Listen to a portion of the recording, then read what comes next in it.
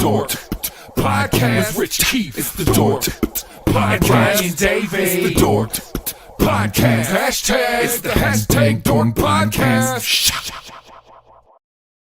Thanks for tuning in to a very special episode of hashtag Dork. My name is Rich Keefe, joined as always by Davey Eyeballs. He is Razzie Von Dazzy. All hail the king of ginger ale. It's Ryan Davey. Davey, how are you?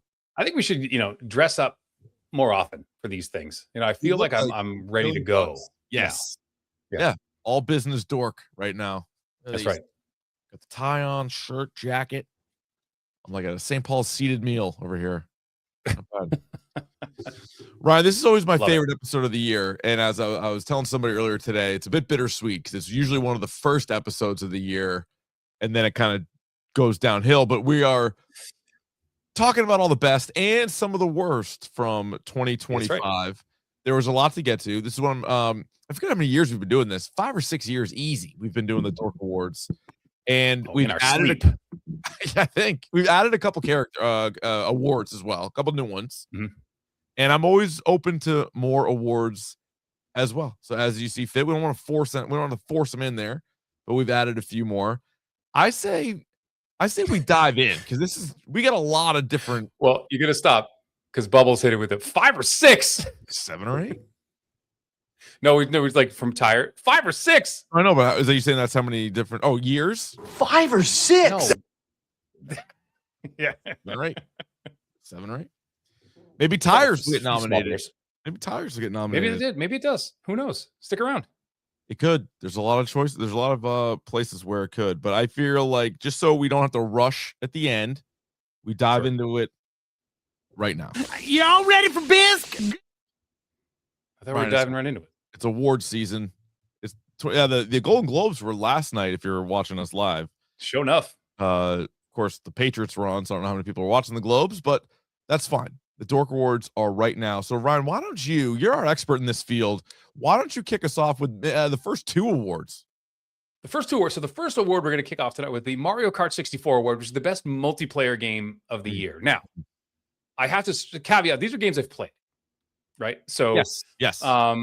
And so our 4 nominees are College Football 26, Arc Raiders, Power Wash Simulator 2, and Split Fiction. All of these are fantastic games. You have no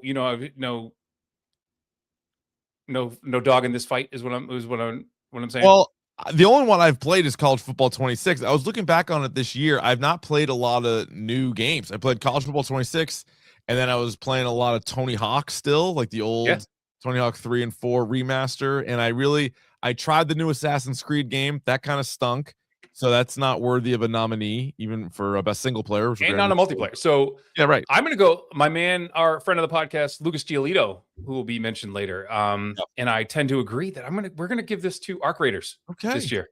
Congratulations to Arc Raiders. To Arc Raiders, which is a very dense game and a game that you got to put some time into. Yeah. But the rewards pay off. It is very, very well done. So congratulations to Arc Raiders.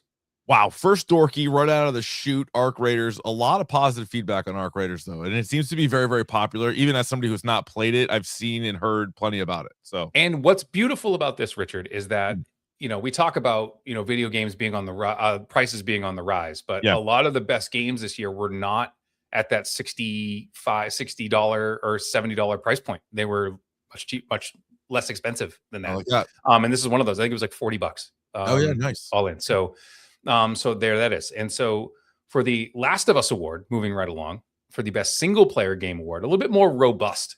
So we had Claire Obscure Expedition 33, which did win a ton of awards at the Game Awards this year. Ghost of Yote and Hades 2. So those are the 3 nominees that I've pushed forth this year. All right, what do you got? As much as I loved and think Claire Obscure is a great game, my favorite game, because this is our awards, right? So this is us. It's the DORK Awards. Yeah. I let you pick these video game ones. I am goes to the Ghost of Yote. Okay, fantastic game. Now a game that if you played Ghost of Tsushima, does what that does well and adds a few wrinkles to it in terms of combat, in terms of story. So a really, really cool game and a beautiful game. Now, that is not to take away from Clair Obscur if you're that type of gamer with turn-based kind of role-playing game. But if you like a little bit more action, Ghost of Yotei is your speed. And Hades 2 is fantastic. So all those games are great. Just depends on what you like. Excellent. Can't go wrong with either one. And this is the first year we've split that up. In previous years, we just did this video game. You came up with the idea. It was a good one. Split it up, multiplayer, single player. Had a few more nominees that way. All right, very good. Moving along, Ryan. The Dripping Hog Award, which goes annually to the best dripping hog. Our nominees are Alpha from 28 Years Later, Clark Kent in Superman, Ebenezer Scrooge from The Chair Company, Hank Thompson from Caught Stealing, Saxon Ratliff from The White Lotus, and Smoke and Stack from Sinners. Smoke and Stack. Hard to pick between the two, so you got to go with both of them, right? Best dripping hog. And again, some of these were hogs seen off camera. Some were very much on. It's hard to ignore Alpha, who the name. Which both in and for me, was very much on display the entire time he was on screen, and just what a bat on that guy. I feel like he earned it, and there's also a chance he could immediately win back-to-back as The Bone Temple is in theaters this week or next week. I was afraid that at some point he was going to like sit on it. Right.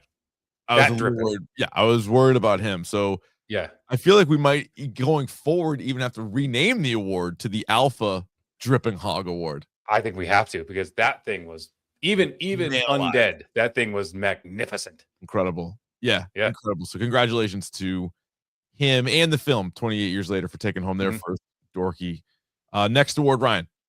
The next award is our Nora Durst Award for the best TV character of the year. Ooh. Highly contested. Yes. So we only have 6 nominees. There's obviously plenty of others. Feel free, if you're watching live in the chat, to fire off some ones that we may have overlooked or forgotten or just got snubbed, or flat out, or maybe we just didn't even like them. But these are our 6 nominees. What do you got? So first, we have Luthen Rail from Andor, Mr. Milchek from Severance, Mon Mothma, also from Andor. Good year for Andor. Ron Trosper of The Chair Company, Wendy from Alien Earth, and Will from Tires. So it's a really good list.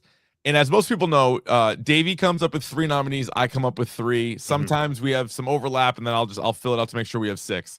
This is one where we each had 3 different ones. I went with Will from Tires over Shane. Shane's great. Shane's the face of the show. But for real Tires fans, I feel like Will might have even more laughs. Will's fucking hilarious. I think that as good, it's almost as if Shane Gillis is like the straight man in the show. And every time that Will is on screen, you laugh. It's so good. His relationship with every character is funny. Him on his own is funny. Yes. Him like trying to work hard is funny. The shit that he comes up with is hilarious. Ron Trosper is a good one. Mon Mothma was amazing. I love, that was my big takeaway from Andor. It is hard to ignore Milchek because it is hard because that's like these, but see, those are like, man. And the scene of him running, that running scene that we talked about at the end. Oh my god, yeah. This is hard to. It's hard. This one's hard, but like I feel like my vote's gonna go to Will from Tires. Let's give it to Will from Tires then. Let's give it to Will. Season 2 is awesome. There's no character on TV this year that brought me more joy than Will from Tires. Okay. His reaction to everything is amazing. Yeah. Yep. What is he? He says something too. It's like gee whiz or something. He keeps saying like. Yeah, he doesn't like always swear, which is funny. You're up, right? Yeah, this is the Ozymandias Award for the best TV episode of the year, the best single episode. So the nominees are Chike Bardo from Severance, The Day from Paradise, The Gang Gets Ready for Prime Time, It's Always Sunny in Philadelphia, The Starry Night, Squid Game Season 3, Vagrants from Task, and Who Are You from Andor. Mhm. So first and So foremost, I had my nominees were from 3 shows that I would not consider 3 of the best shows of the year, but the individual episodes. So the Paradise episode I'm referencing for people that saw Paradise, I think it was the penultimate episode where it's like the flashback to like the day shit hits the fan. Mhm. Awesome episode. The show itself was like a 4 out of 6. This was like a 6 out of 6 episode. Um the gang gets ready for prime time was hilarious because that was the one where Frank's going on the Golden Bachelor, but then they're like rehearsing everything. So it's sort of like the Yeah. rehearsal meets like with all the sun. Like, it's really good. And then the Starry Night blew me away. I think it was the second episode of this final season of Squid Game. We talked about it when we did the standalone. It was like super violent. They're playing that fucking game in the like all the different rooms with the keys. Oh yeah. Yep. Holy Mhm. mackerel. Was That that was good. intense. And then the other ones though are like Severance and or Task, 3 of the very best series, Yeah. and then the best episodes of each series. So like, man, Right. it's tough. So for you, so my 3 nominees were Vagrants from Task. So that was the one Yeah. where Mark Ruffalo and what's his name were having the conversation in the car about like Yeah. what a vagrant was, and when they were on their way like to Yeah. the cabin. So I think that was like it Really good. was like That the penultimate 5th too? episode or something like that. But, Yeah. which was like one of the best scenes, like those 2 in the car. Yeah. Finally meeting like that was one of the best scenes of TV like all year. Yeah. The Who Are You episode of Andor, I think that's the one Yeah. where like they, the shit hit the fan. And on the whatever, I forget the name of the planet, but like there's like the revolution actually started when like the Empire made it look like, these people were these peaceful protesters were like shooting people and stuff. And Yeah, everything went off the rails. Yeah. Gorman. Yes. Right on Yeah. Gorman. Yeah, that Yep. whole thing.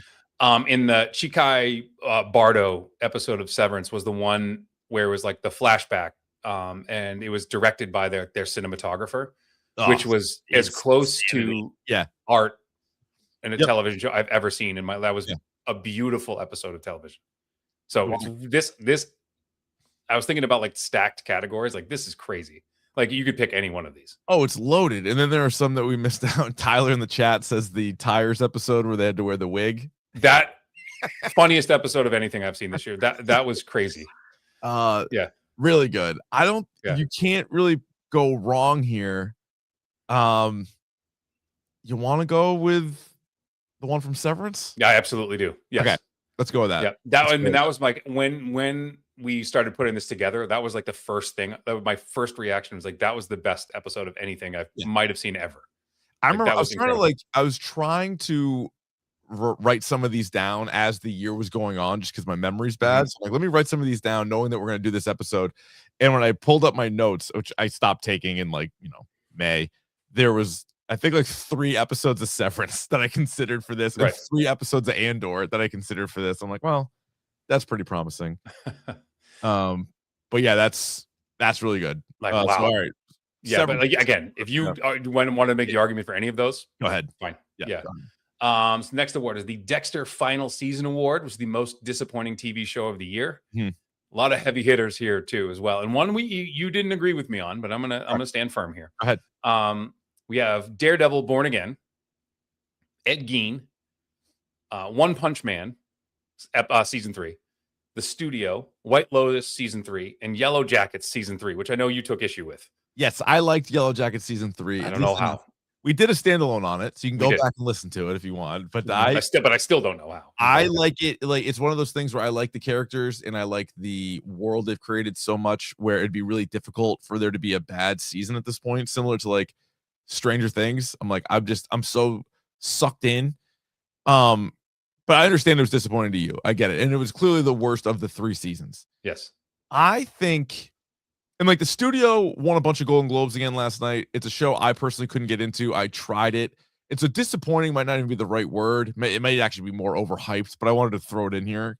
To me, Daredevil Born Again would be the answer here because it was such a long layoff. The 3 seasons on Netflix are one of our favorite shows in podcast history. And then we waited so long, and then we got like a Law and Order show, and it was like, it wasn't worse than like The Studio or White Lotus, but it was more disappointing than them. And to that point, like, I think the other thing too is, remember, they shot a lot of it and then they stopped it. And like Charlie Cox was like, no, I don't want to do like the Disney version of this. Like, I want to do what we've been doing. Mhm. And so like there was that whole thing where they like halted production, rewrote a bunch of stuff, and then went back to it. And they were like, hey, we're going to make it more like the Netflix show. But I don't think they did. I thought it was like, remember like the whole bank episode? Like that was stupid. And like the whole like, for me, like it was too clean. Like it was, you know, and again, we got more Matt Murdock than we got Daredevil, which I think was a huge mistake. So I am completely on board. Okay. That like, and again, you know, spoiler, I'm not going to say who, but like you kill a major character like in the first 10 minutes. Yeah. And then don't really talk about it again. I was gonna say there wasn't really like a payoff to it. Like, I'm okay if that's what you wanted to do, but then there needs to be more. You need to capitalize on it. They didn't really do that. So that's frustrating. The Ice Cold Brew Dogs Award for the best brewery of the year. Your nominees are Idle Hands, Mighty Squirrel, Prison City, Spyglass, Treehouse, and Vitamin C. All delicious breweries. 5 out of 6 are in New England, 1 out in Auburn, New York. Really can't go wrong anywhere, right? Let's go Vitamin C. Let's give it to Vitamin C. Yeah. I feel like Idle Hands won a bunch, Treehouse has won a bunch. Let's give it to Vitamin C. They haven't. This is their first time. Their first Dorky. I think it's their first Dorky. So congratulations. What is their best varietal of burr?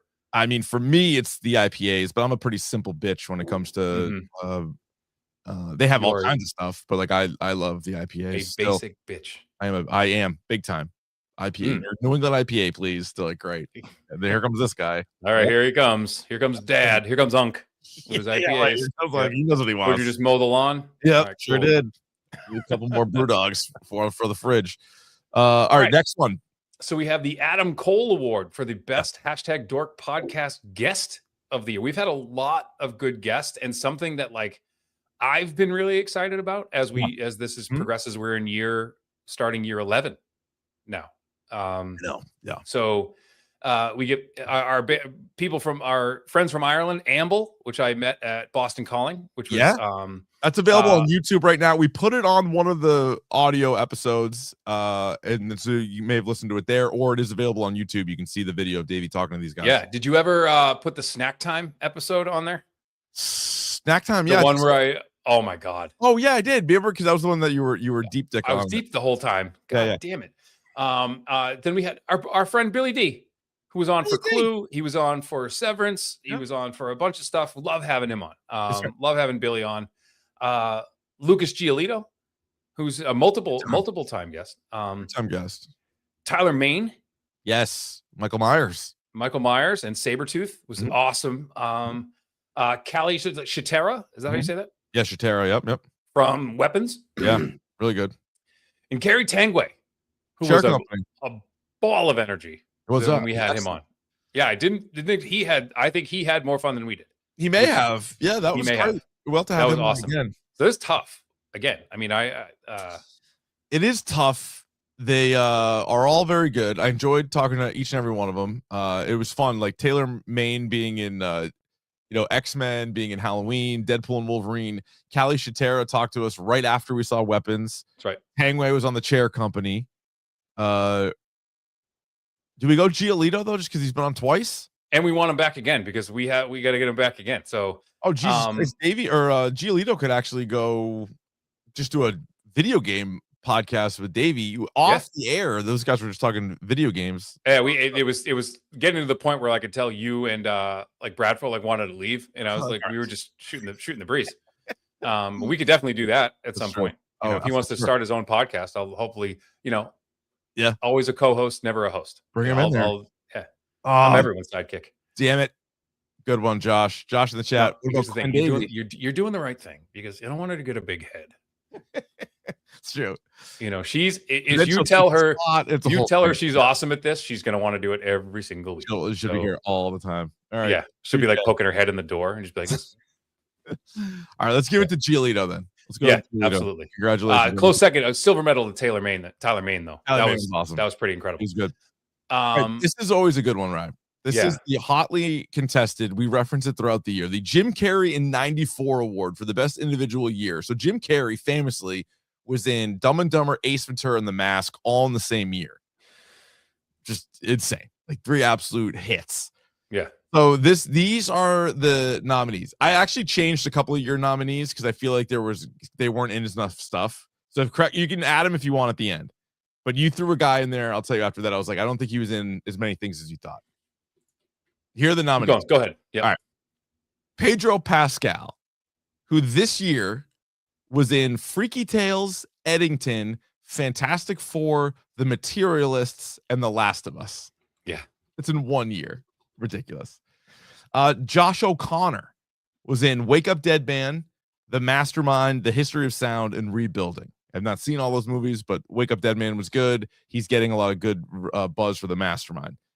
Tim Robinson, 2 things, but Friendship and The Chair Company, so TV and film, and he crushed it.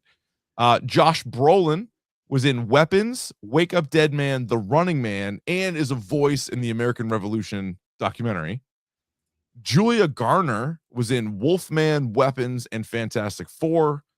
And Adam Sandler was in Happy Gilmore 2, Jay Kelly, and the Stands documentary. Okay. I saw you threw Chalamet in there, but Chalamet was only in Supreme this year.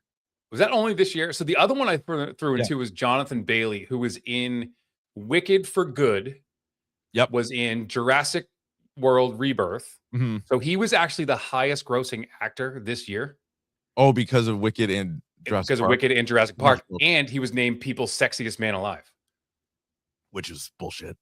Which is not bullshit. That's not bullshit. If you were named People's Sexiest Man Alive, would you be like, that's bullshit? I'm saying it's bullshit that he was named it. Oh, I'm not saying exactly. He wouldn't be the sexiest guy on this podcast. That's true. But Michael B. Jordan can't win it every year. That's true. Or actually, to somebody else. I think this is Pedro Pascal, and what's funny too is he was in all these things, and he turned down Weapons because he couldn't do it. Like he also could have been in Weapons, but there just literally wasn't enough time in the day. Who would he have been in Weapons? Would he have been the Brolin? Oh wow, okay. I think he was going to be Brolin. I think they're better. I think they're better off with Brolin, to be honest. Brolin's just so like, yeah, you know what I mean. Just so I got 2 early nominees for this award next year. Mm-hmm. So Anne Hathaway is in 4 movies coming out next year. One of them being The Odyssey. And the other one being Devil Wears Prada 2. Yeah. And then 2 others. And like they all I think 2 of them were shot like 2 years ago. So it's just like the way movies go. It's not like she just filmed them all right in a row. Right. So those 4. And then John Bernthal is going to be in The Odyssey. He's going to be in Spider-Man Brand New Day. He's going to be in a Punisher TV movie special. And he was just in a TV series called His and Hers on Netflix, which I watched over the weekend. With Tessa Thompson, right? Yeah, and Pablo Schreiber and a couple other people that you would recognize. Any good? So, yes, but I'm going to give you a yes, but. Yeah. So it's 6 episodes. None of the episodes are an hour long. So the runtime is very manageable. The cast is really good. But it's not like if you swapped the cast out with not John Bernthal, not Tessa Thompson, I don't even know if it'd really be worth your time. It's like a step up from like one of those like Harlan Coben like Netflix like whodunits. Yeah, okay. But the cast keeps you engaged. But at the end of it, don't be like, oh, Keefe said it was good. I didn't say it was good. I just said I liked it enough. All right. So if you got nothing else cooking, maybe give that a rip. Okay, so moving on to the Serial Award for Best Podcast of the Year, we have frontrunner #Dork. Yeah, it's been a couple years since Dork has won it. Been a couple years since we. My next nominee was Bad Friends. I don't know if you listened to Bad Friends. I haven't heard about. Is Bad Friends the one with Andrew Santino and Bobby Lee? Yeah. It's pretty funny. He's just so mean to Bobby Lee all the time. It's pretty funny. Brightside Home Theater, who do a remarkable job every single year. Jones and Keefe, you've nominated yourself twice, I see. No, these are just the 6 best podcasts. Mac and Goo and our friends at TLDR. Right. Who TLDR, a 1-time winner. Brightside Home Theater, I believe a 1-time winner or 2-time winner? Maybe 2-time winner. Maybe 2-time winner? Yeah.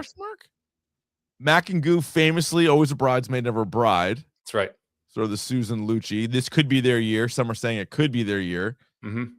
Others are saying Jones and Keefe, although a radio show, also a great podcast. So like you could listen to it at your own time, you know.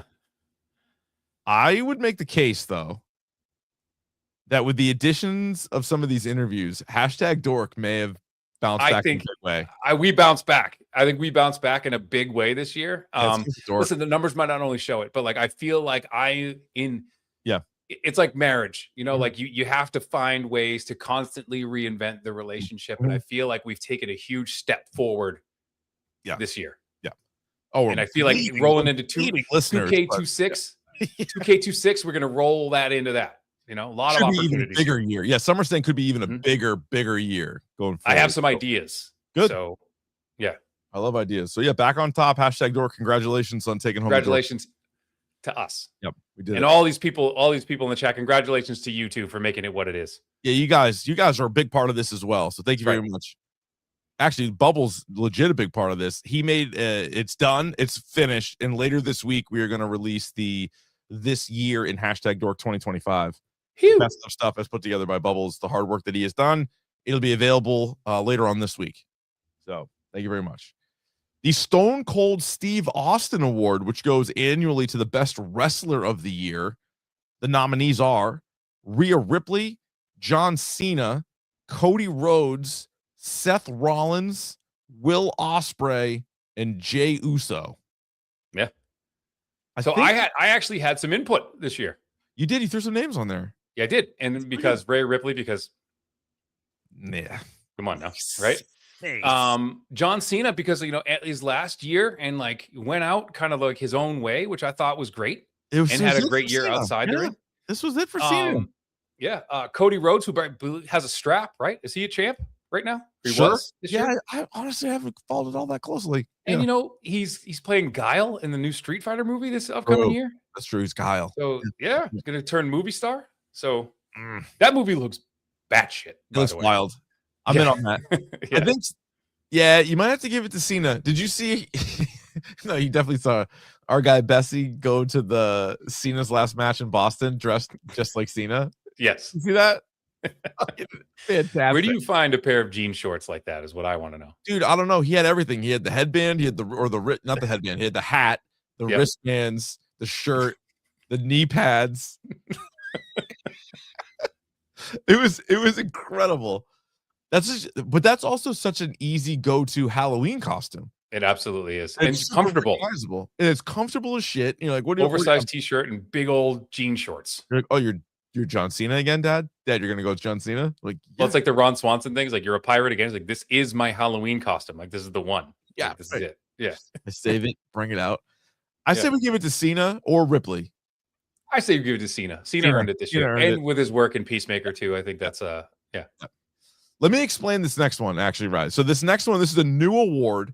Yeah. It's called the Havoc Awards. I don't know how many of you guys saw the Tom Hardy film Havoc this year. It's gonna go to the movie or TV show that uses the most bullets. And this year just happens to be Havoc, right? It's Havoc. I don't even want to nominate anybody else because it'd be insulting to them, because Havoc is gonna win this. Havoc was incredible. The whole movie is just bullets. You could have just called it Chaos. Yes, if you wanted to, but Havoc is a better name. But it was literally just balls to the wall from like the first minute. All it is people shooting guns, bullet casings falling to the ground, bullet holes being sprayed into cars, into walls, and stuff. It's like the whole movie is bullets. And so I think now going forward, no movie will be able to top that. But I feel like the one that has the most in 2026 we'll keep track of and be like, hey, you won the Havoc Award. We do have to see like count bullets in movies now. Yeah, it's incredible. All right, what do you got? What's next? So we have I can't wait for this. The Fear.com Award for worst movie of the year. Also a loaded field. Also a loaded field. Another Simple Favor, Cleaner, Electric State, Flight Risk, Snow White, and War of the Worlds. Have you seen the woman on Instagram that does the Gal Gadot impression? Unbelievable. Spot on Gal Gadot impression. She does like Max Lord, you have to give us the stone. She like orders a coffee as her. She like just like barks out order, and it's all just stuff from like most of it's from Wonder Woman or the Wonder Woman 2, but then it's also like from Snow White now, and it's like, oh and my it's God. what's the Murder on the Nile or something like that? Oh yeah, that movie was bad too. Yeah. That movie was Enough so champagne to feel the night. But like her facial expressions are so good. Yeah. These are all bad. So again, we did a standalone on War of the Worlds, and Which- it's one of Davey's favorite films of the year. It doesn't mean Oh. it's not the worst film of the year. It is. Like it is. But it could also, you could make the argument that it's the best movie of the year. So I don't know if it's actually like the worst. I think like, but it is. Well, it is. It is. It is. It is. Yeah, So another I'm being Simple foolish. Favor was really bad. So I think A Simple Favor was an okay movie with Anna Kendrick and Blake Lively. Nobody thought it would ever require or need or anything a sequel, and they made one this year. It was on Prime. It was horrible. Cleaner is the movie with what's her name from Force Awakens? The main who plays Daisy Ridley. Yes, Daisy Ridley. Yeah. And like Clive Owen, and you're like, oh shit, Clive Owen's back. Disaster. Just a disaster. Electric State's the movie with Chris Pratt and Millie Bobby Brown. Directed by the Russo brothers. Yeah. And it Like, cost on its face, you're like, awesome. Yeah, it was comically bad. Flight Risk is the Mark Wahlberg movie. It's now streaming on HBO Max. I also thought it was like a joke. I didn't know if it was does he need money? Like he's making like these B movies now. Like he's making really bad movies. And then Snow White was bad. Snow White was one where, because you know me, I like to watch as many movies as I can that come out in that year. Yeah. And so I started this movie with little CC Beans, and then we didn't make it through the whole movie, which is fine. You don't always do it, especially with like little kids don't want to watch the whole 2 hours or whatever. And then like every like night or so for like a week after that, I'm like, hey, do you want to go back and finish Snow White? She's like, no. Like, let's watch anything else. I'm like, I never finished it, but I was like, yeah, it's bad. I think War of the Worlds should win it, and we understand that there's a caveat with it. Like it's so bad, but on this list, it'd be the only one I'd ever watch again. And I would, again, if you ever tell me that you hadn't seen it and you were at my house, I'd be like, sit down. Yeah. You're like, sit down. We're gonna watch like the first half hour of this, and you're gonna just be mesmerized at how bad it is. Oh, it's great. It's great. Yeah. So we're gonna give it to War of the Worlds. Yeah, War of the Worlds gets it. All right, the Jordan Peele's Us Award for the most disappointing movie of the year. The nominees are Captain America: Brave New World, A House of Dynamite, I Know What You Did Last Summer, Mickey 17, Mission Impossible: The Final Reckoning, and Tron Ares, which I saw. I saw it yesterday. Oh yeah, I saw it like 2 days ago. I watched it on Saturday. Thanks. Yeah. No, but it's also like, got it. But like you have Oscar winners in this movie. You would think that like they would, yeah. And it was not great. I mean, you have Evan Peters, Jeff Daniels, Jared Leto, Gillian Anderson. Like you think, okay, this is going to be good. There's something here. Nothing. There was not anything there. Nope. Yeah, and a great soundtrack. A waste of a soundtrack by Nine Inch Nails. Ah, that's too bad. That's too bad. Yeah, so Mickey 17, you have the director from Parasite, which is one of the best movies of the last 25 years. You have Robert Pattinson playing dual characters. This was also the year, by the way, of dual characters. There's like 8 people that played dual characters in movies. And this stunk. You had Mark Ruffalo doing like a bad Trump impression the whole movie. And it was like... And like Robert Pattinson's voice was really weird. Though, like very distracting the whole time too. Yeah, didn't he say he was like trying to do like a Steve-O? I'm like, why are you doing a Steve-O? Yeah. Don't do a Steve-O. Yeah, and the other thing too is like I remember people hyping this movie up too, like it was going to be the next thing, and I think it's kind of Mickey 17. It might be Mickey 17. So Mission Impossible was frustrating. I thought that was a bad ending to that series. House of Dynamite, I was excited because it was Catherine Bigelow directing, and it was Rebecca Ferguson in it, and it had like Idris Elba, had like a pretty good cast. It ended up being really kind of bad movie, horrible ending, horrible kind of whatever. Captain America: Brave New World might be the only big miss for comic book movies this year. It was a pretty good year for comic book movies. But I'm good with Mickey 17. You want to give it to Mickey 17? Yes, absolutely. Because I think given that director and those actors, like that should have been better. Yeah. Yeah. Very good. All right. So the Brightside Home Theater Award for the movie you most need to see in a great theater, and I very, very strongly about this. So we have Avatar 3, Mhm. F1, Fantastic Four, First Steps, Frankenstein, Jurassic World Rebirth, and Superman. Now these are like big time, like cinema movies, right? I saw Fantastic Four, Jurassic World, and Superman in the theater. And I'm glad that I did. I saw F1 at home and wish I hadn't. Oh, I got because you. Yeah. I feel like that would have been way better on like a huge screen. With the sound and like the and again, like the watching it on a small screen, you're like, but but Frankenstein was good on its own, right? But they Fantastic also put that in Four was like good theaters. on its own. Yeah. They did put I know, but I missed it. 2 weeks. No. I'm just saying, like, but so some people at least did get a chance to see it there. Yeah. Maybe and I'm told it was way better. Yeah, I bet. Because that was more of like epic's not the right word, but it was more of like a big picture, big like movie than I thought that it was gonna be. Right. F1 I watched in my home theater, so I didn't see that in the theater, but like the surround sound and stuff was fucking awesome. I had not seen Avatar yet, and the other ones I'm with you. Frankenstein I saw at home. The other 3 I saw in the theater. I would maybe go with either Jurassic World or F1 because I think Superman and Fantastic Four are really good movies that it'd sound cooler and it'd look better in a theater, but I think you'd still like the movie and it'd be cool. Whereas like Jurassic World's not that good of a movie. So if you watch that like on your phone, you'd be like, what the fuck? And so I thought F1 was a fine movie. And here's why I thought it was a fine movie, but it would have been way better in the theater. That's a good point. Yeah. So I'm inclined to give it to F1. I know you talked into F1. I like F1. That was good. You know what I mean? Because Jurassic World, I could watch it at home and have the same reaction, like, meh, like whatever. It's just dinos. Yeah, F1 may have changed it. It's the only one that I think would have been drastically improved in the theater.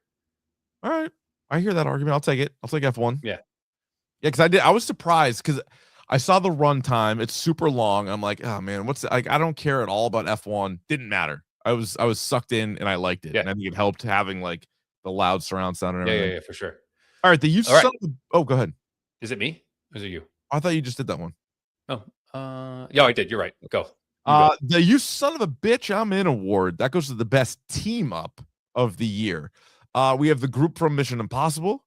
We have the Losers Club from It, Welcome to Derry. We have the trio in Predator Badlands of the Cyborg, the Predator, and the Callus, like the baby Callus. The crew in Sinners, who's trying to defend the juke joint. The juke joint. The Stranger Things kids, and I guess a couple of adults and teenagers, not just all kids anymore at this point. And the Thunderbolts, aka the New Avengers. Sorry to spoil that for everybody. So a couple of TV shows, a bunch of movies. I kind of like the Sinners one here. People would be surprised to hear me say that, and I like the shot of them in the bar before shit goes wild, and you see all the characters, and they're just like all together, and they're like, "This is what's happening. This is what we're doing." Yeah, I would make a push for the original Losers Club. Yeah, they were good. Those kids were good. Those were tough kids. Yeah. Actually, no, I'm going to give them their flowers later. So let's go with the juke joint. Okay, cool. Yeah, because you had like what's it?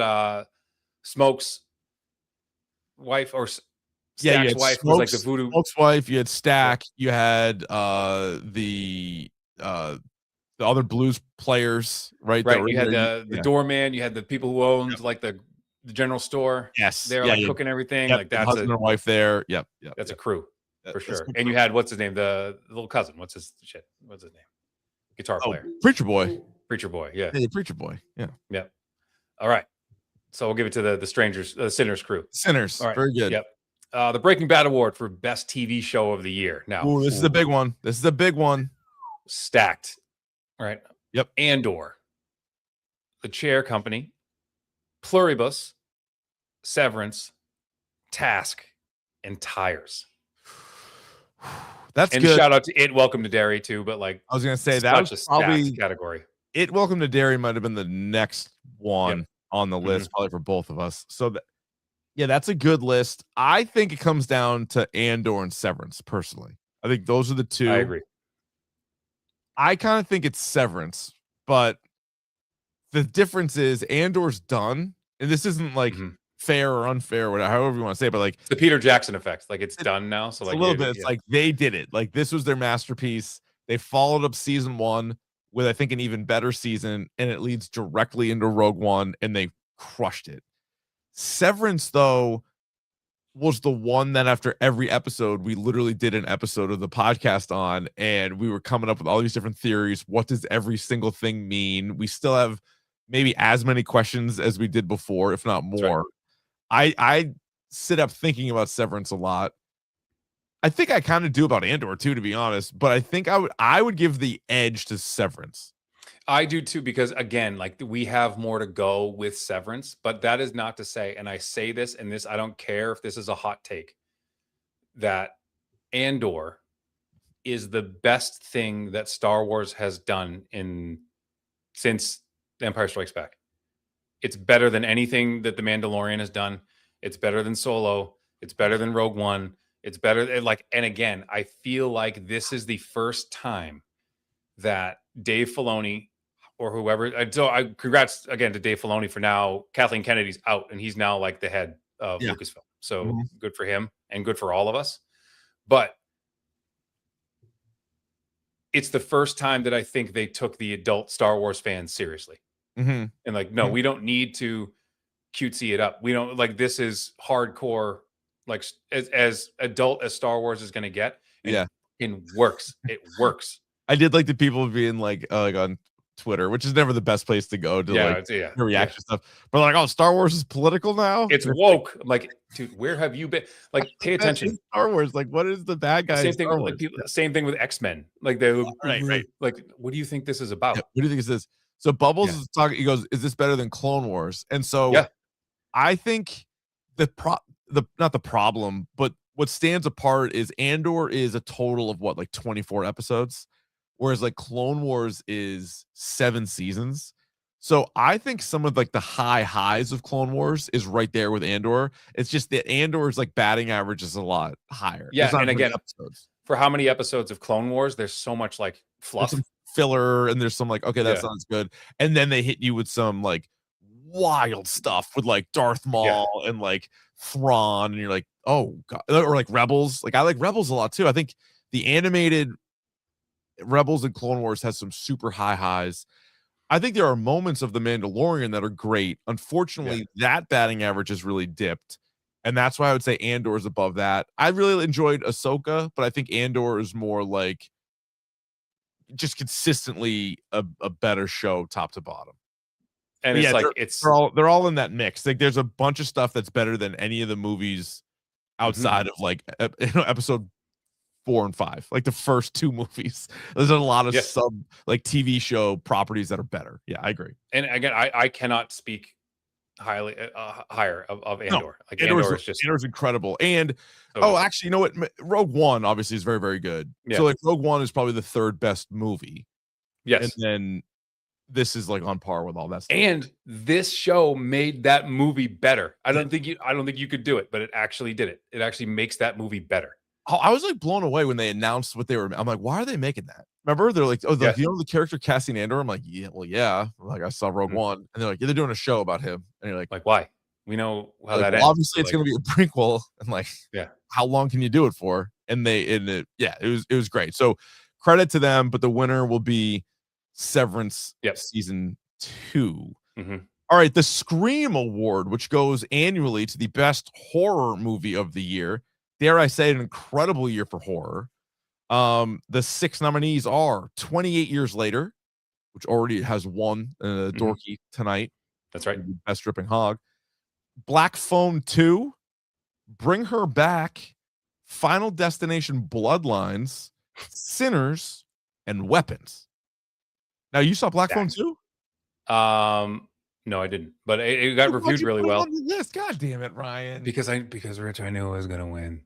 We know it's going to win. It's down to 2 things. It's down to 2 hosses right now. I know, but when you put that in there, I thought maybe you had seen it because I think it's going to be streaming soon. I think it might be on Peacock. And I think it might be like one of like the highest rated horror movies this year on like Roddy T's. People say it's like a Nightmare on Elm Street movie. They say it's like the best Nightmare movie. Great. And I can't wait to see it. But we are in like a 2-horse race. right now. Oh, this is a two hoss race if there ever was. And I am not going to take anything away from Bring Her Back, which is like probably the scariest or like movie I saw this year. It was like maybe the most unsettling. Locked. Yeah. Yeah. But we are talking about Weapons and we're talking about Sinners, right? Mm-hmm. Now, Weapons is incredible. Even performances are great. Movie is like outstanding. But we got a movie in here that's up for like Best Picture. Yeah. And like, Best Director. Like, I can't even believe they made it. Like, I can't even believe when you're like, hey, Michael B. Jordan is in a movie about vampires with Ryan Coogler directing. You're like, okay. So like if imagine if you were ever on that, like you were movie executives and they're like, listen, Ryan Coogler comes in, he's like, I want to make it's basically a Dusk Till Dawn, but it's me and Michael B. Jordan. I'm like, fine. Yeah. Like, here's a check. I'm like, let me think about it for a second. I'm like, oh my God, this has the chance to be the best movie ever. And to me, it was like, I can't. It kind of was. I can't get enough of it. So I'm with you. Like, in most years, I think Weapons would win, and you'd feel good about that. But this year, it's going to be Sinners. Yeah, good one. Yeah, Sinners wins. The Infinity War Award for the best comic book movie of the year. Now, not a lot to choose from. It's funny how things have changed. When the first like 5 years we've done this award, I think we had like 6 nominees and like a few that we didn't even put on there. You know what I mean? And now it's like there's 3 good ones. But we had Fantastic Four, First Steps, Superman, and Thunderbolts. All right, what's your early lean? Thunderbolts. So I think all 3 are very similarly ranked for me. Yep. Like, I liked all 3. We did a standalone on all 3. I personally like Superman the best of the 3. Thunderbolts was super enjoyable, probably better than it than we thought it could have been. Fantastic Four I liked. I know not everybody liked it, but I thought the villain was good. I thought Silver Surfer was good. I thought Pedro Pascal, even though everyone's like, oh, he's overexposed and blah, blah, I thought he was actually maybe the best of the 4 Fantastic Four. I thought he was the most fantastic of the 4. He might have been. And I think they didn't use Space Cousin enough. They didn't use Ben Grimm enough. Yeah, I feel like that could have been better. I did like the back and forth with him and Johnny Storm. Yeah.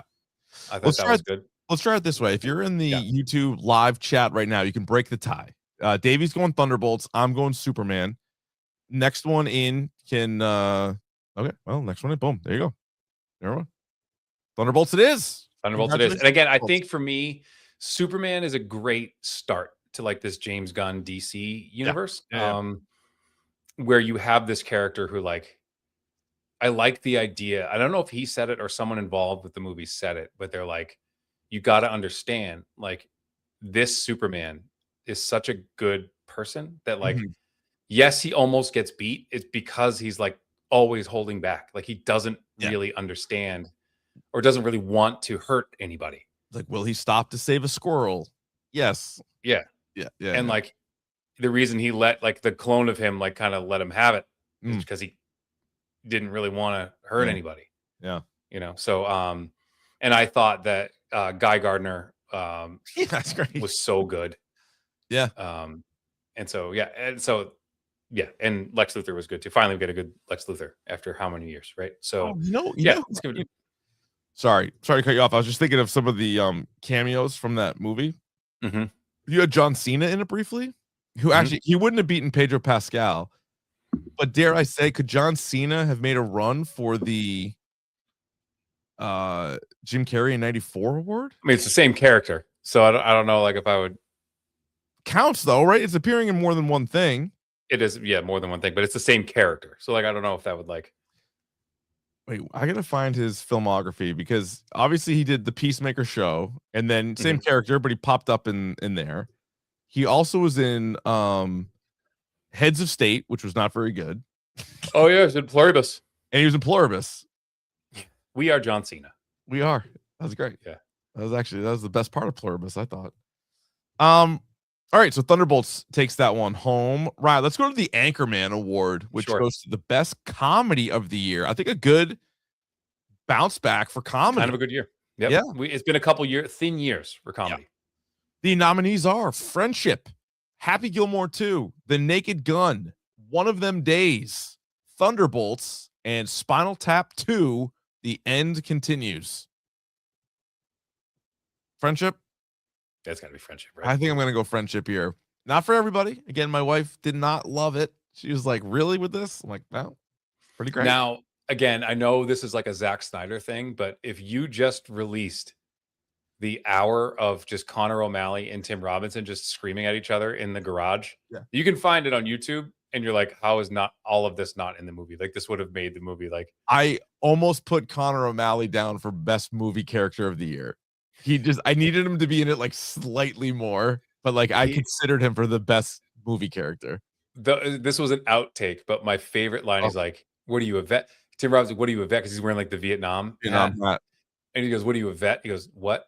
He's like, are you a vet? It's like a veterinarian. He's like, no, like a veteran. Yeah. He points like up like to his hat. And he goes, no. He goes, no, I'm just a big fan. Big fan. I'm just a big fan of that war. Like, there's like he was in the. You were the worst guy. You are the worst. You were the worst guy. He was in the. He was in the movie. The line that stayed in the movie, but he's like off camera. He's like talking to the group, and he's just like, and we never should have left Afghanistan. It like ends with that, and it's like him lecturing all the people. Oh, the guys, giving a toast. Yeah, so good.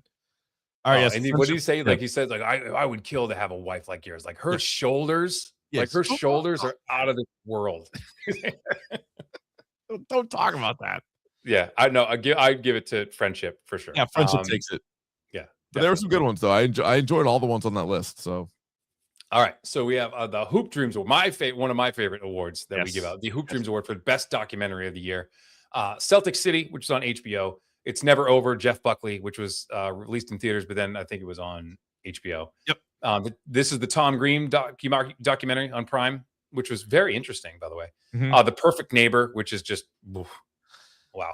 The Untold, so the Shooting Guards specifically for the Untold series. The Untold series on Netflix is actually really, really good. Yeah, they're pretty good. The Johnny Manziel one is out of this world. But that came out a while ago. And then Wick is Pain, which I talked about on the podcast, which is like kind of like a behind the scenes of like all the John Wick movies. And just like what it took to like get that movie or all those movies made is pretty remarkable. Yeah. You feel strongly about any of these? No, not really. Like I saw a bunch of documentaries actually this year. I was taking a list of them, and not like I thought they were for the most part all pretty good. And the Tom Green one was fun just to like spend some time with Tom Green again. The Perfect Neighbor was like the most disturbing one that I saw. And I saw a bunch of fucking fucked up true crime ones, but that one I think for me with the Tom Green one for sure. Like I think he inadvertently like invented podcasting. Like that to me like blew me away. Like he just not trying to, but just like he basically told Joe Rogan how to do it all. Yeah, and but I mean, for me, my favorite documentary was the Jeff Buckley documentary, obviously with Bill Simmons. But like, again, so like if you thought that Tom Green inventing podcasting was interesting, Jeff Buckley basically inventing Radiohead was even more compelling. And like how I don't know if like anyone's like the famous stories that like Radiohead they were recording the Bends, and Jeff Buckley was playing in London. And Tom York was trying to get something going with like fake plastic trees. Like he had it written, but he couldn't record it. Heard Jeff Buckley sing, left his concert, and then recorded fake plastic trees in like 2 takes. Like after hearing Jeff Buckley sing. And then until he died, Jeff Buckley thought Radiohead hated him because they left his concert early. When in reality, they left because they so inspired. Yeah. Wow. Yeah. That's crazy. So I mean, that was heartbreaking documentary, but did you watch the Counting Crows one in the same series on HBO? Not yet. I watched it. Me and my wife, we watched it, and like, I like Counting Crows. I like some of their songs or whatever. I don't know. You watch it, you're like, why'd they make this? That was like my takeaway. Yeah. It was like, because they were like way better than a one-hit wonder. They aren't like this like Hall of Fame band though either. They're still playing. They're still playing.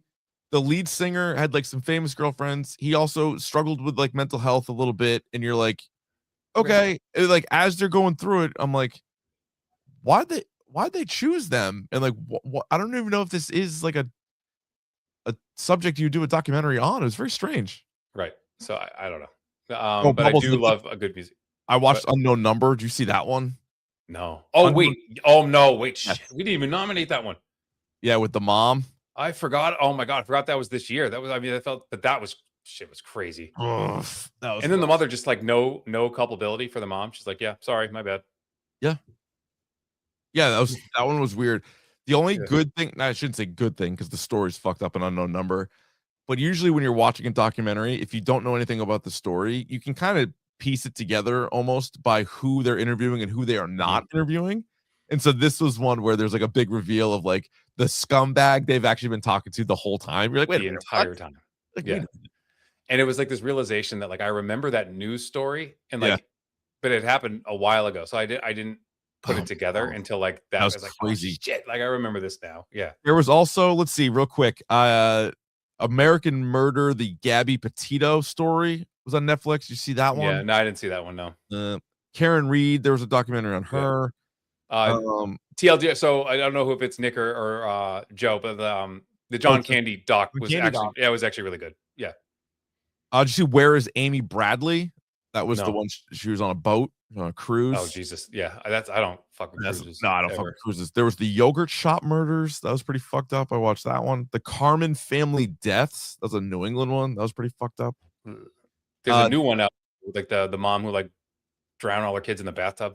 Like a cult told her to do it. Yeah, I'm not. I see. That's like there's some that are like too that hardcore. one. Yeah.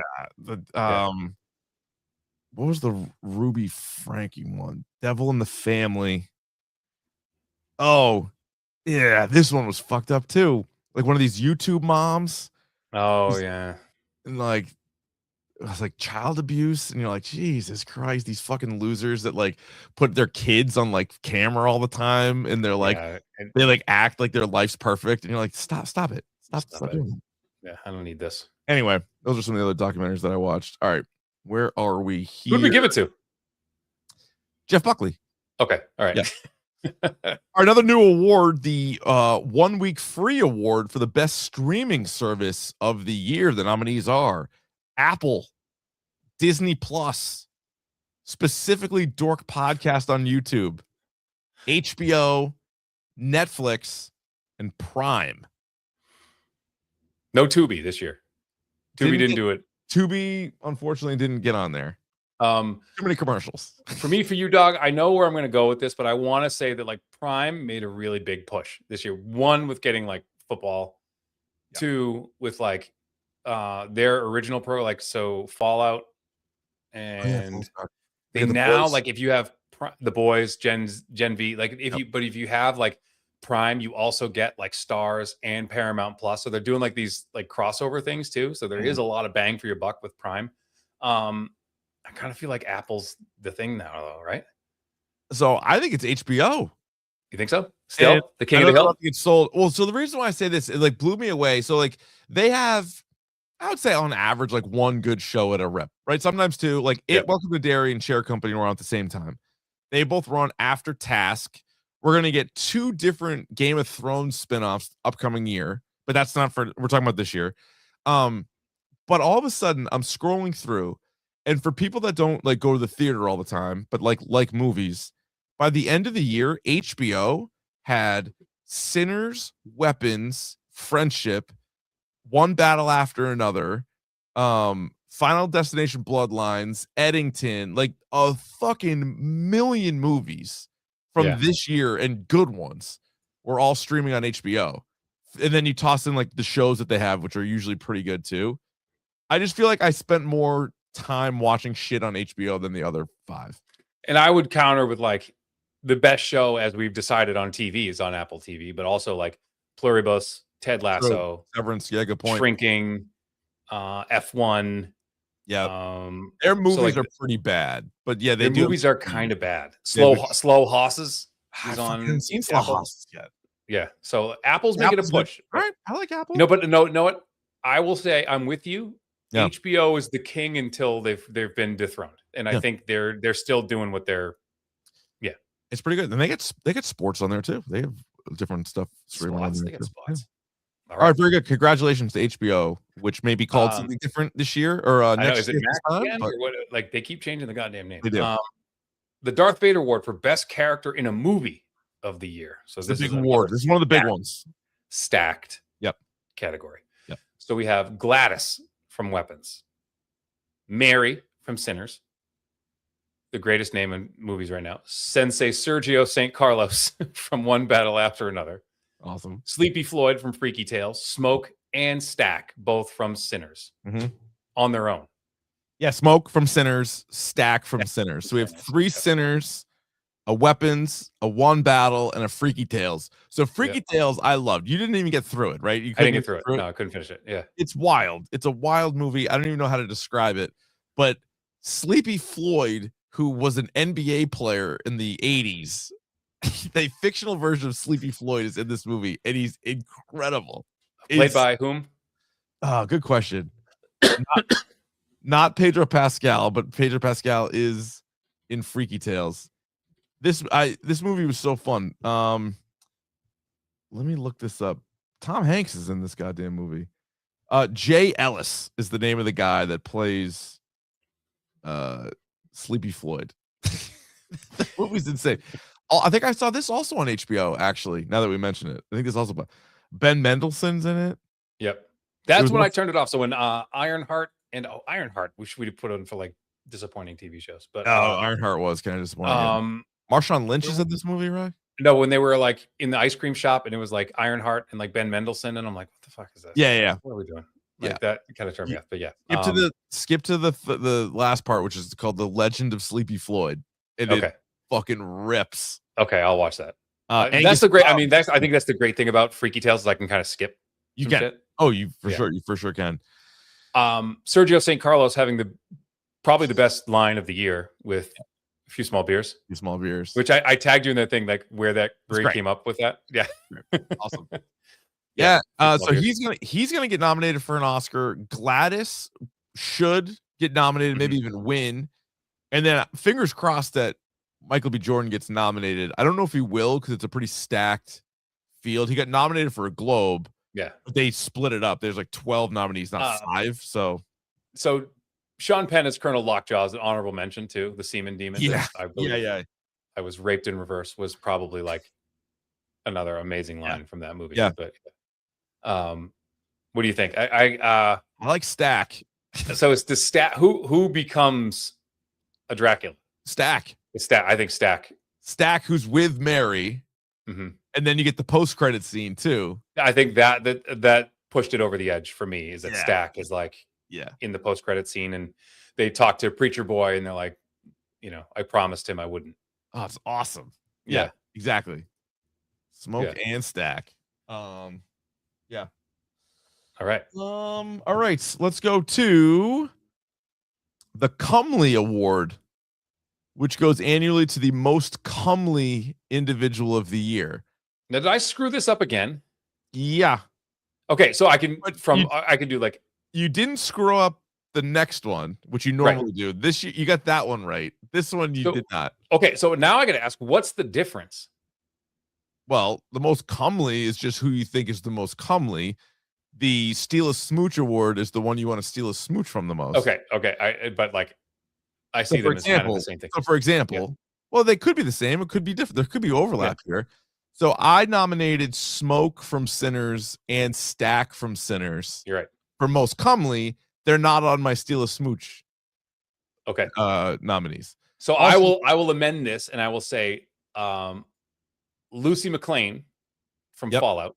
Okay. Anna de Armas and the ballerina from her namesake movie, Ballerina. Eve. I forget Eve. I had a Jennifer what's her name Peacemaker. from Peacemaker. Hardcourt. Hardcore. Yeah. Hardcore. All right, so Hardcourt. Yeah. Because I don't want to get anywhere near her because she beat the shit out of me. She would put you in some sort of triangle choke and you'd be in a lot of trouble. Mhm. All right, so most comely. You know what? Mary from Sinners. Mary from Sinners. Very pretty comely. Yep. Mary is pretty comely. Don't want to get anywhere near her either.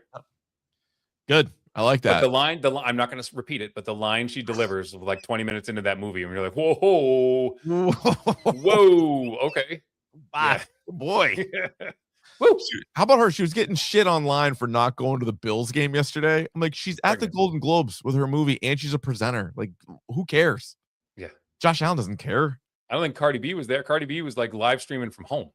Yeah, she doesn't have to go. And she's pregnant. You think you want to be at a football game while you're pregnant? I'm sure that's fun. Yeah. In Buffalo, New York, please. No, it was not even. It was in Jacksonville. Oh, it was in Jacksonville, Florida. Even worse. Yeah, right.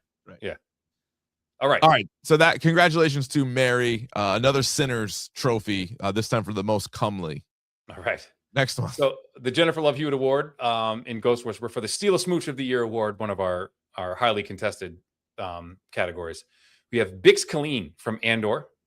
Yeah. Eve Macaro from the world of John Wick Ballerina. Mm-hmm. Grace from Mission Impossible: The Final Reckoning, played by Haley Atwell. Mm-hmm. Helly R from Severance. Julie James, or I Know You Did Last Summer. And Mrs. Wheeler from Stranger Things. Well, good one. I think that's a good one. I thought Julie gave Julie James a little tip of the cap at least, because it is a little nod. Yeah, if she came up to bat, I'd step off, give her a little tip. Yep, for sure. Let the crowd go nuts. I think let me make the argument for Bix Colleen. So, Andor's love interest in Andor. Spoiler alert: she lives on, as does their offspring. She's also the actress. I forget her name off the top of my head. She's in the mix for Wonder Woman, and she would be an incredible Wonder Woman. Wow. Adria Arjona. Yes, Arjona? She is. If she is going to play, she's very attractive. Yeah, and looks the part. Yes. Yeah. Yep. So I would go with Bix. I don't think there's not a wrong answer on the board here, but that would be my answer. Who am I to say? Who's to say? Right? Yeah. Fuck it. Give it a Bix. They're all winners. Okay, but specifically Bix. Yes. All right, Ryan. The Long Halloween Award is given to the best comic book of the year. TLDR Comic Book Club. I reached out to these guys. They always help me out every year. If you're looking for comic book stuff, weekly comic book stuff, keeping you up to date with everything that's coming out now, as well as interviews with writers, illustrators, you name it, publishers. These guys have it. TLDR Comic Book Club. And they gave me a list of 6, and I've actually read, I think, at least parts of 3 of these this year. I've read parts of 1. Okay. So, I know I gotta do some reading, but I'm excited to do this. I'm gonna definitely check out all 6 of these. The nominees are for best comic book of the year: Absolute Batman, Absolute Wonder Woman, Assorted Crisis Events, Exquisite Corpses, The Power Fantasy, and Wild Animals. I've heard of Exquisite Corpses. That's the one about when the skeletons come to life, right? Yeah, and the bones are their money. They'll pull your hair up but not out. That's right. So Exquisite Corpses is actually one of the ones that I've read. I've read the first 2 or 3 issues of it. It's got an awesome premise. It's James Tynion, who's like one of the best writers probably the last decade or so. Really interesting image book. So far, so good. I highly recommend that one. And then I've read like at least the first volume of Absolute Batman, and I've dipped into Absolute Wonder Woman, which are both great. Scott Snyder's writing the Batman one, so obviously, and which I've read like 2 issues of the Absolute Batman one, and it's phenomenal. But the Absolute Wonder Woman won the Eisner Award. It won like so some are saying that's even the best one. And I also I haven't read it yet, but I've heard these guys talk about Absolute Martian Manhunter.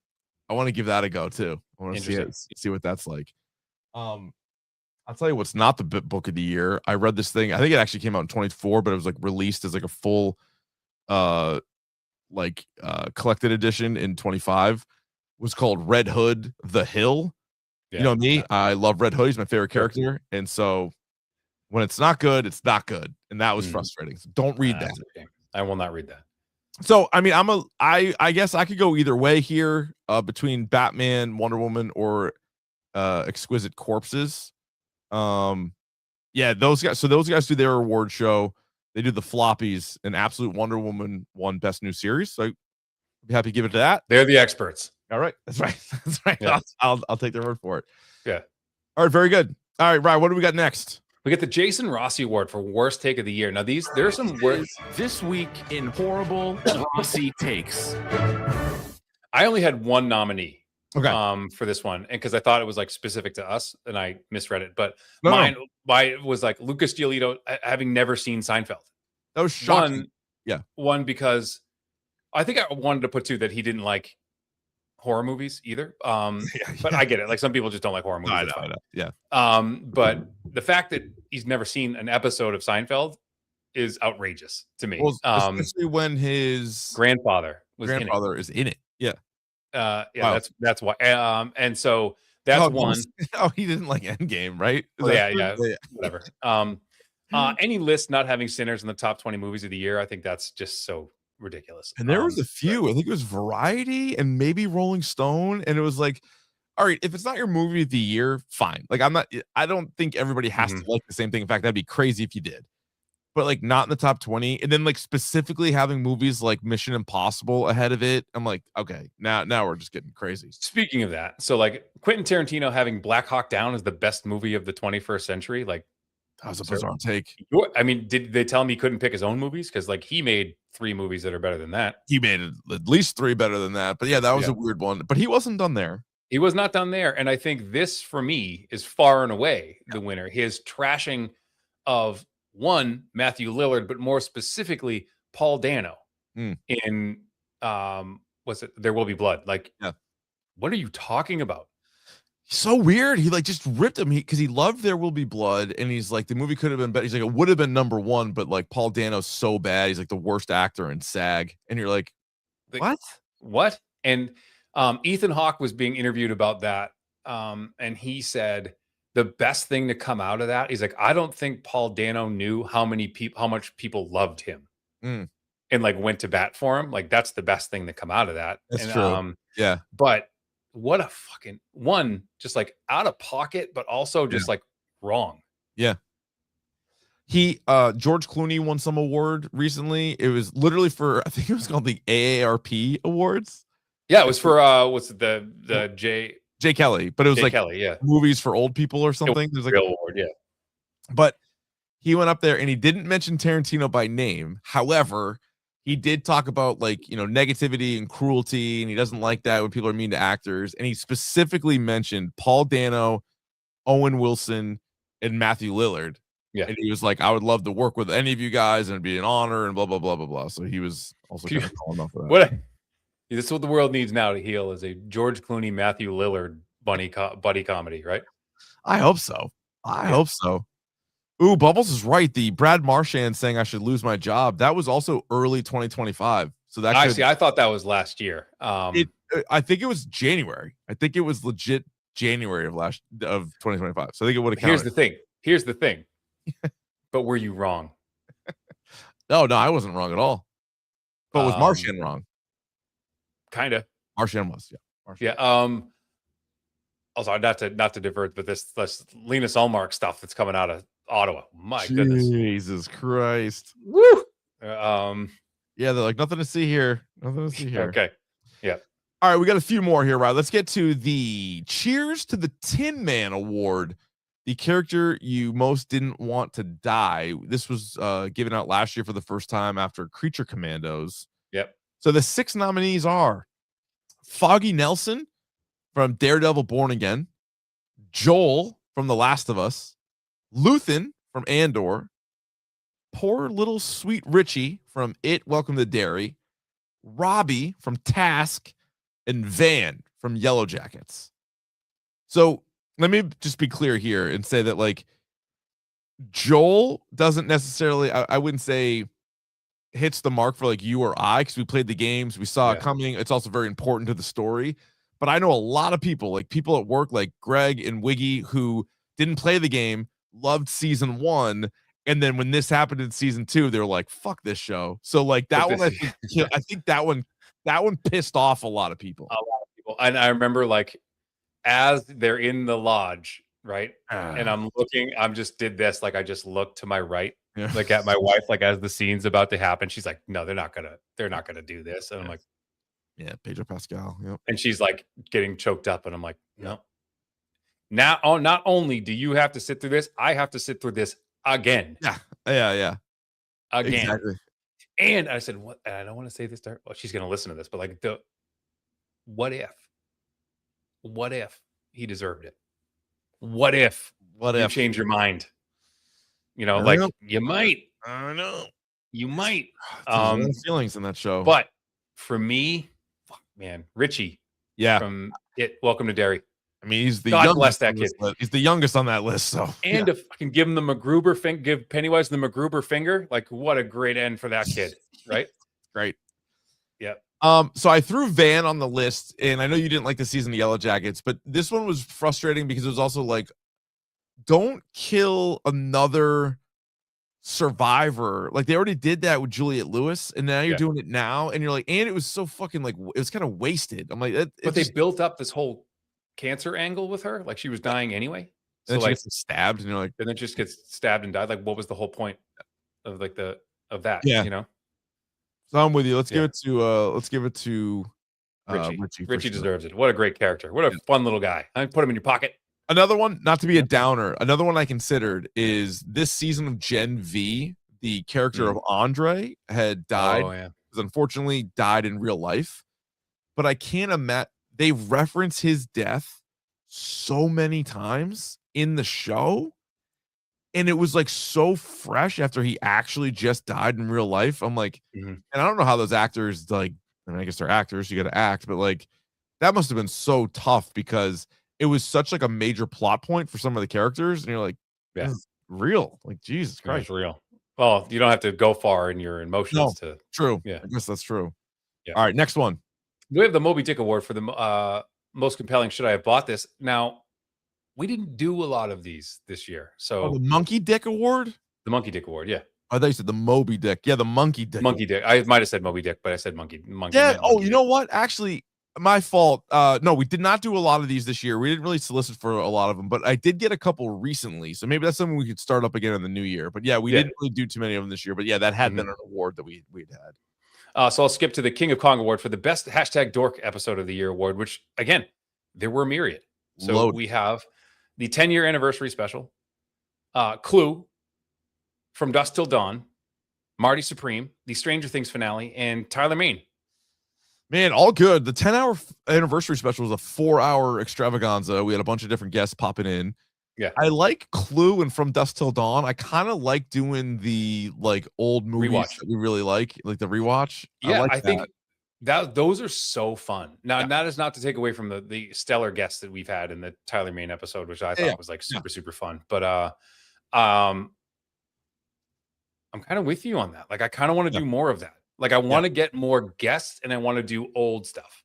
I only want to talk about old stuff. I love old stuff. Yeah. Yeah, it's not a bad idea. And even like reaching out to people we know too and being like, all right, what's your single favorite movie?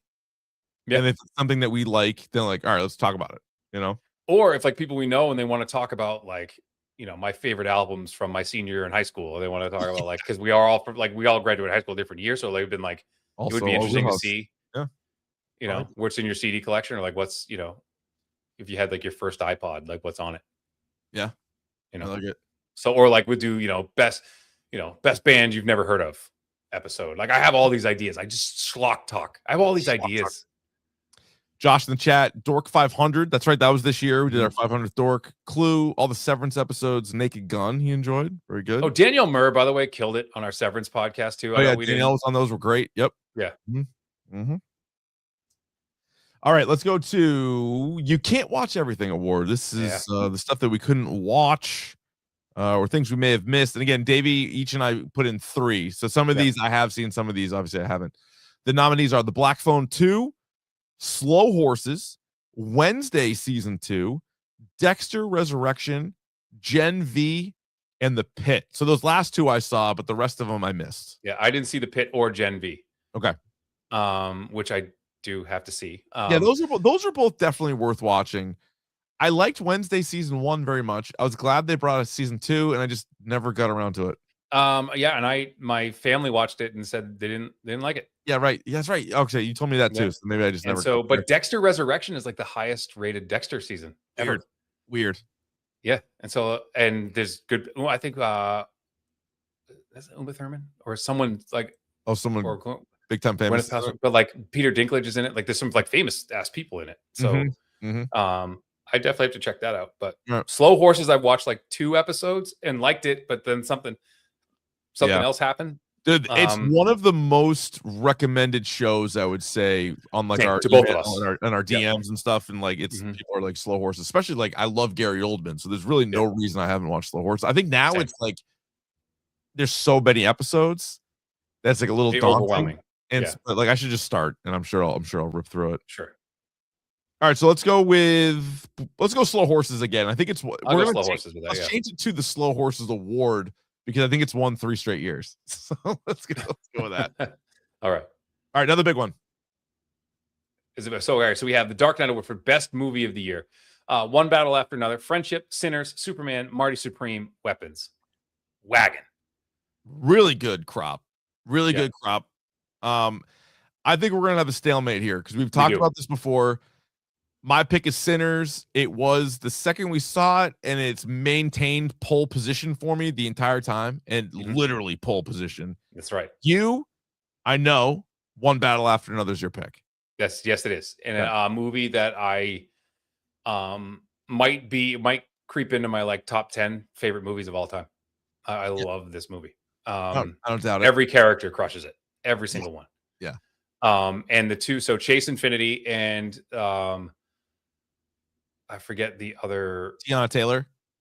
They are going to be fucking megastars. Yeah. After this movie, they were both so good. And Sean Penn was ridiculous. Sean Penn, Benicio del Toro, Leonardo DiCaprio, obviously. Yeah. All good. Him talking to his daughter's friends makes me laugh out loud every time too. Oh my God. What is he, Kiki? Yeah, I gotta rewatch it. I haven't watched. Are you cool? Yeah. Are you cool? Is that what they do? They just drive up to the house like that? Is that what you do? Yeah. What do you say with their car all red like that? Red like that? Yeah. All right. So chat's gonna have to break the tie once again on this one because Davey and I both like this. It's my number 1, and then is Sinners your 2? Because One Battle is my 2. So so like, it's the tie can't even be broken that way. Also very rare, I think, that in a year our 2 favorite movies are not only different, but both could be nominated for like Best Picture. Yeah. Which normally I don't always see eye to eye with like the Academy Award, like top 10 movies of the year. But like Sinners and One Battle both should be up there. Well, I think you're gonna take this one. Okay, so let's take a look. Yeah. We got a One Battle, we got a One Battle, we got a Sinners, we got a Sinners, we got a One Battle, we got another I'm cool. One Sinners. Okay, it's close. But I think who said it? Taylor is like, it's dorkier. I agree with. I think Sinners is dorkier. It's true. Like it's literally anything I would have wanted from a movie. Like 5 years ago, if you were like, you can come up with any kind of concept, cast, characters, genre. Like this is kind of it. So if they asked both of us, like, what do you want in a movie? We're like, Dracula's, Michael B. Jordan, cool music, Irish people, murder. Haley Steinfeld. Yep. Stacks. Okay, let's do it. It's crazy. We got that. Yeah. I like honorable mention, but it didn't get nominated. But War of the Worlds, another movie we could have given the Dark Knight Award for Best Movie of the Year, for sure. Yeah. I think it's apropos though, Ryan, because next year you're gonna have the Odyssey. And the Odyssey is going to be like the greatest year. And then so basically consider Sinners my Odyssey. That's what that is. So next year, almost regardless of what happens, I can already anticipate the Odyssey winning the Best Movie of the Year, Dorky. Like I can't wait. I can't wait. So all of our freshmen at the school I work read the Odyssey like this fall. Yeah. And even just talking about it with them, like I wouldn't stop. They like would ask me a question and I go on for 10 minutes and they're like, I think I got it. I'm like, no, but like, no, you don't get it. Like, so I get so fired up about it. I'm scratching the surface. Yeah. Matthew in the chat asks, what would be your third movie of the year if One Battle and Sinners are 1, 2? I think for me it might be Friendship, which is obviously a very strange film. but that for me might be 3. Then I might go weapons. Weapons. Yeah. Okay. All right. Is it to me? Yeah, it is to me. Yep. All right.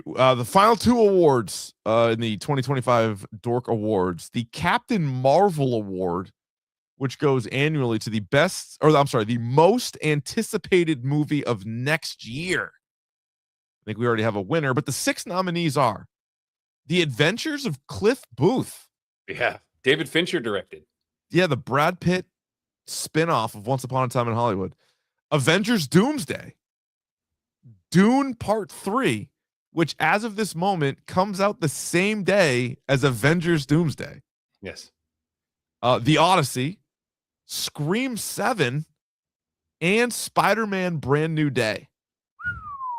That is a crop. Yeah.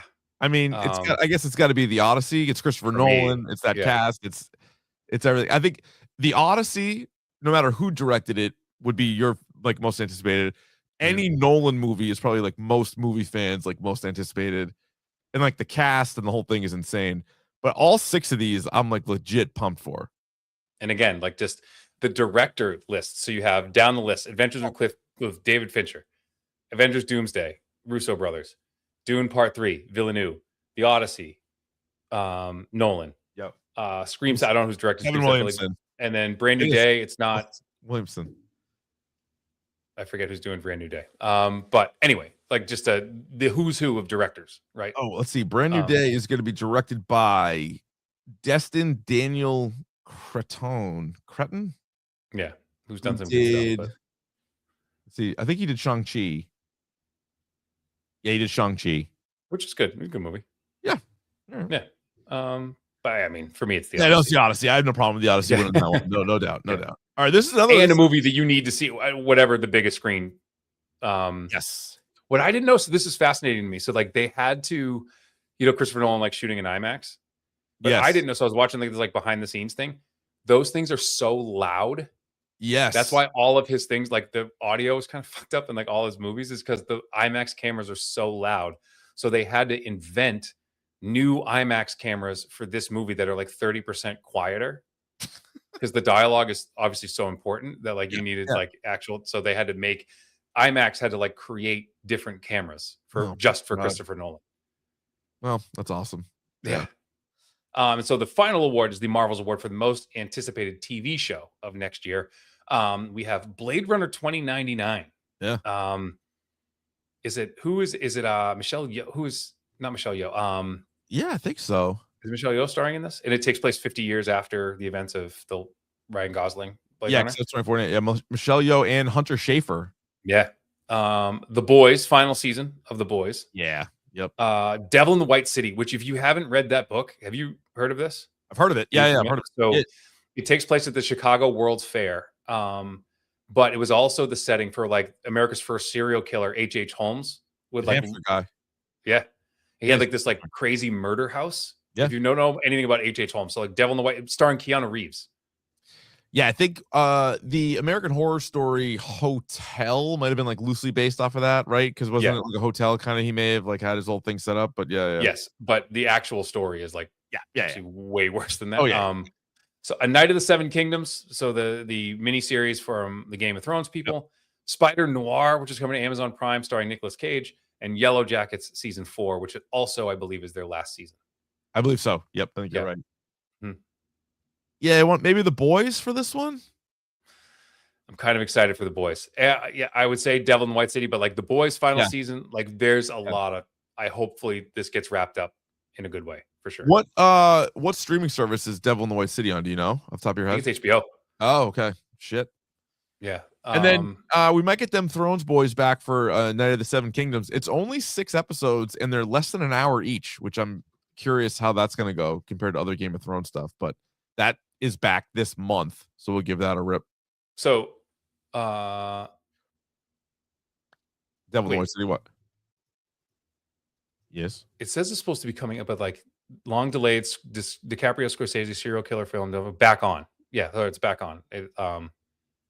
Right. But the one apparently it's supposed to be. I'm all screwed up, but it is coming out for sure. Right. Yeah. Very good. Let's Yeah, so we'll get to those. I'm trying to think what else we have. A Night of the Seven Kingdoms is out this is it this weekend actually? It might be this coming weekend. Maybe. I think we get that bad boy. Looking forward to that. And as I mentioned, Bubbles put together the year in review. So this year in hashtag Dork 2025. So that'll be out a couple of days from now. Any other thoughts here, Rye, on another successful award show? It's been a great year. Yeah. And more things to come, more fun stuff to come in the coming months. And Congratulations. we'll see what happens. Congratulations to all our winners, including us. We're always we won.